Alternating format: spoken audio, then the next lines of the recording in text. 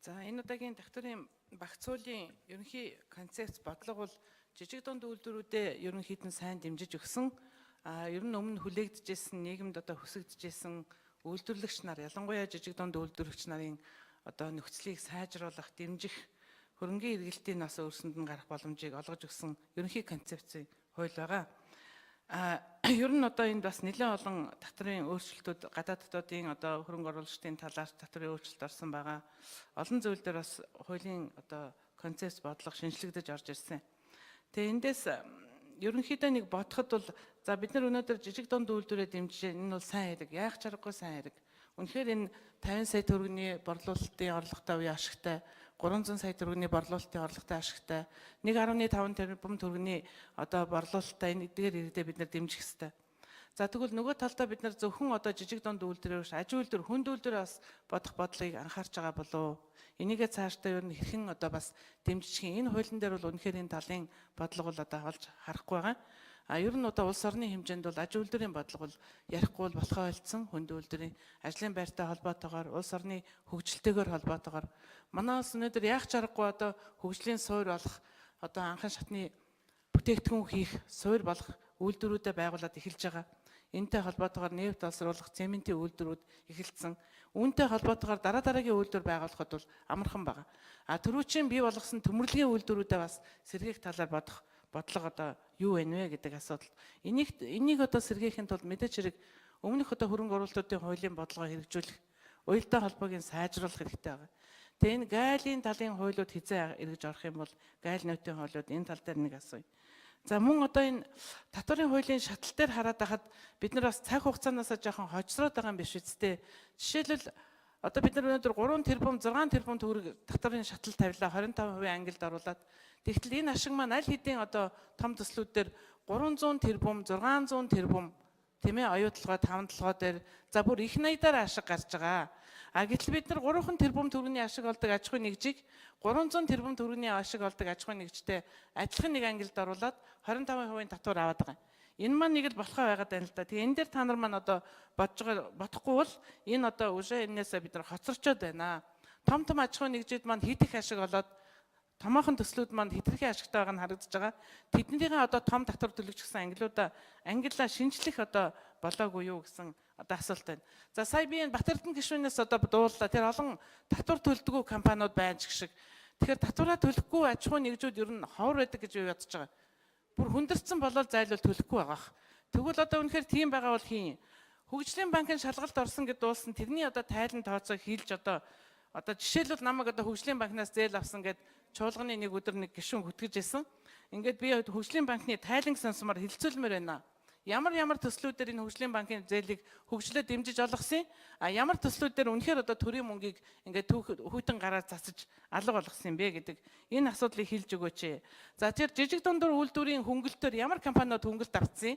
Ийм одоо хардсан сэрдсэн. Тэг хүн рүү харж байгаа дандаа ингэж муухай хар энерги цацдаг энэ Батэрдэн гишүүн их сони хүн байна шүү дээ. Тэгээ ийм яриад байдаг. Тэгэхээр энийг одоо ямар одоо үндслээр ийм ярьж байгаа энэ хүн тэр талын одоо тайлбарыг авмаар байна. Үнэхээр тийм олон аж ахуйн нэгжийн жижиг дунд үйлдвэрийн хөнгөлт аваад үйлдвэр бариад байгаа юм уу? Тэрийг гаргаж ирээч. За хөгжлийн банкны тайланг бол албан ёсоор сонсомоор байна. Хин хариуцлагатай яг хөгжлийг бий болгох гэж зүтгэж байгаа юм бэ өнөөдөр? Хин одоо тэр хөгжлийн банкны мөнгийг одоо шамшигдуулаад ард түмний татвар төлөгчдийн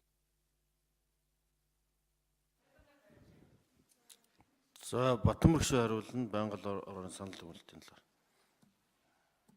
За манай ажлын хэсгээс нэмж хариулаарай.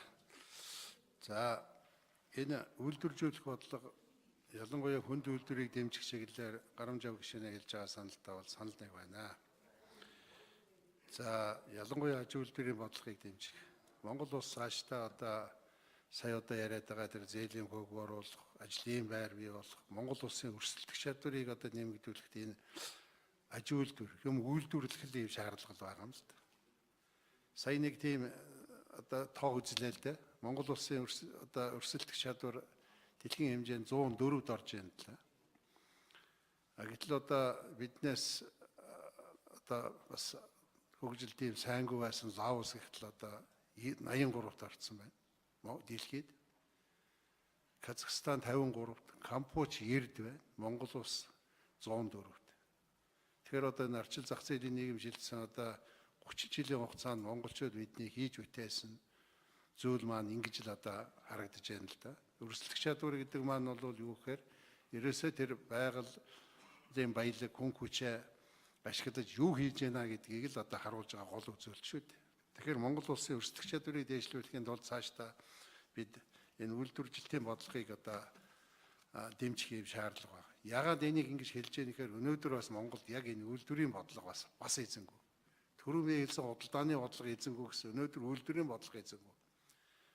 Хүнс хөдөө аж ахуй хөнгөн үйлдвэрийн гэж байгаа. Хөнгөн үйлдвэрийн бодлого энд байх шиг. Энэ хөнгөн үйлдвэрийн бодлого наана байна. Яг хоо тэр геолог уулархаа хөнгөн үйлдвэрийн яам гэдэг ингэсэн. Энэ аж үйлдвэрийн бодлого наана. Гэх мэтэр одоо ярих юмнууд их байна л да. За ер нь бол татварын хуулиар одоо өнөөдөр энэ шинжилж найруулсан энэ хуулиар бүх зүйлийг одоо 30 жилийн юмыг хараад хийчих боломжгүй.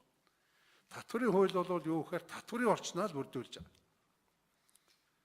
Яг өнөөдөр одоо юу гэхээр одоо энэ жижиг дунд үйлдвэрийг хөгжүүлэх, жижиг дунд одоо бизнес эрхлэгчдийг дэмжих, жижиг дунд одоо энэ үйлдвэр үйлчлэгийг дэмжих гэдэг ийм шаардлага бол өнөөдөр тулцсан байна. Ийм учраас эдний одоо татварт ногч байгаа орлогыг татварыг одоо нэг хөв болгоно. Цаашдаа Монгол улсад одоо сая Гарамж ав гишүүний хэлж байгаа энэ төмөрлөгийн үйлдвэрийг одоо дэмжинэ гэдэг. Ингэх юм бол энэ төмөрлөгийн үйлдвэр дээр ямар бодлого өгөхөд хуулиндаа өөрчлөлт оруулаад яваад байх хэрэгтэй. Ийм учиртай юм байгаа маа. Энийг одоо би хэлхийг хүсэж байна.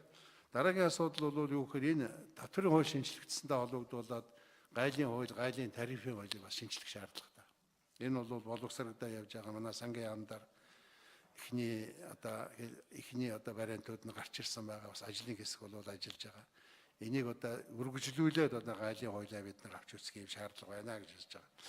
За энэ татварт ногдох орлогын хэмжээ бол 3 тэрбум төгрөгөөс дээш болох юм бол 25% татвар авдаг байсан.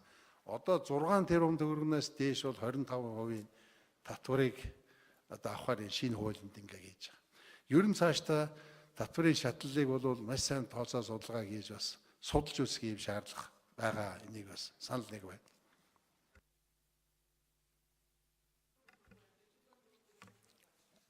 За хаяг руу багш. За би нэг ганц хоёр зүйл асуух гэсэн юм аа. Дараа нь ажлын хэсгийг нэмээд